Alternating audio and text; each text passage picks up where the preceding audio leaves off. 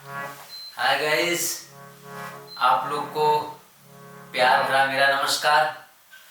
मैं बताना चाहूँगा कि अभी गाना मैं एक स्टूडियो में डबिंग दिया हूँ, जिसका म्यूजिक 16-17 तारीख को बन के तैयार होके आ जाएगा, जिसे मैं गाने जाऊँगा और फिर म्यूजिक के साथ ऑडियो आएगा, फिर उसके बाद वीडियो आएगा हमारा।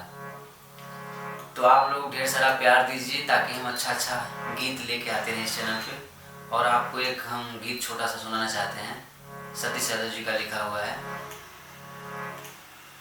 दूर से ना देखो मैं तमाशा नहीं हूँ, दूर से ना देखो मैं तमाशा नहीं हूँ।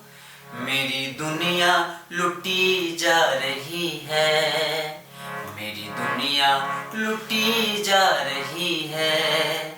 आपको तो हंसी आ रही है, मेरी दुनिया लुटी जा रही है। आपको तो हंसी आ रही